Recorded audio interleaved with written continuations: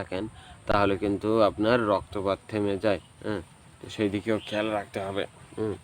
তো এই দুইটা গাছই আছে, যেমন একটা ফুল গাছ আছে যেটা এই গাঁদা গাছটা, এটা কিন্তু মানুষ লাগিয়ে থাকে বাসা বাড়িতেও। তো সেই পাতাটাও কিন্তু দিলে আপনার রক্তপাত থেমে যাবে। আবার আপনার এইটাও যদি মানে এই যে যেমন লাইলতা পাতাটা, এটাও যদি দেন, এটা দিলেও কিন্তু রক্তপাত থেমে যায়। তো মানে লাইলতা পাতাটা বন জঙ্গলে সবখানেই পাওয়া যায়, কিন্তু ফুল গাছটা কিন্তু পাওয়া যায় না। যেমন আমার পিছনে দেখতে পাচ্ছেন যে ওই যে কচু মানে খ্যাত ট্যাত মানে এগুলো নিয়ে, হ্যাঁ, একদম জড়িয়ে রয়েছে, ঠিক আছে। তো এই কচুগুলো হচ্ছে গিয়ে আপনার কুড়ি কচু, ঠিক আছে, মানে এই যে দেখতেই পাচ্ছেন কুড়ি কচু। আর পিছনে হচ্ছে গিয়ে আপনার ধান ক্ষেতের মাঠ, একদম দূর পর্যন্ত ওই যে বিশাল বড় ধান ক্ষেতের মাঠ, ঠিক আছে, মানে চারোদিকেই মানে পুরা মাঠ, হ্যাঁ, একদম এই পর্যন্ত। হ্যাঁ, তো আমাদের এখানে আবার একটু মানে চড়া একটু আইলের মতন আছে, যেখানে আমরা কৃষি বাদা করি, ঠিক আছে।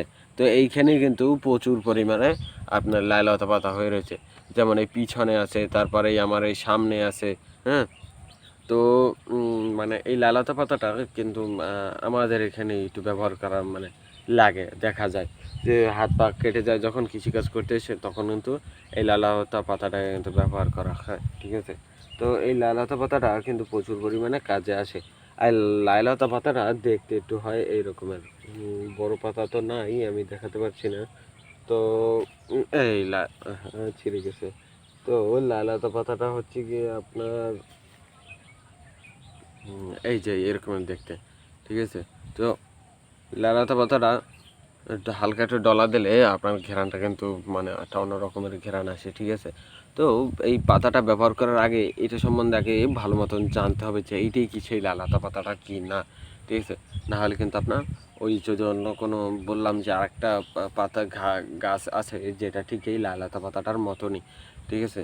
তো ওই পাতাটাও যদি আপনি আপনার ক্ষত স্থানে যদি দিয়ে দেন, তখন কিন্তু দেখা যায় যে আপনার ওখানে ইনফেকশন করতে পারে বা কোনো বড় ধরনের ক্ষতি হতে পারে, ঠিক আছে।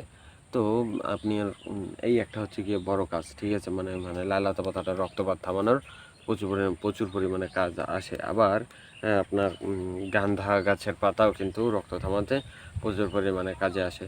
আবার আপনি এই পাতাটাকে যদি আপনি কুচি করে, শুধু পাতাটা, ঠিক আছে, কুচি করে মুরগি বা কবুতর, হাঁস, হ্যাঁ, মুরগির ছানা, তারপর টার্কি মুরগি, তারপর এই বাজরিকা পাখি, তারপর লাভবার্ড পাখি, আরও বিভিন্ন ধরনের পাখি কিংবা পশু পাখি আছে যেগুলোকে আপনি এগুলো যদি কুচি কুচি করে দেন, মাসে দেখা যায় যে দুই একবার, ঠিক আছে, দুপুরবেলা, সকালবেলা খাবার না দিয়ে দুপুরবেলা আপনি একবারে পাতাগুলোও দেবেন। আর এগুলো কিন্তু ছোটো থেকেই অভ্যাস করাতে হবে, নাহলে কিন্তু হঠাৎ করে দিলে খাবেন। আর দিয়েও দেখতে পারেন যে